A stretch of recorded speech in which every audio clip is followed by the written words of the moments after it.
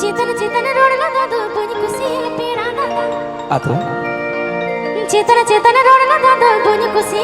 पेड़ा दादा तैसेचे एकदम मासे मने में ना खा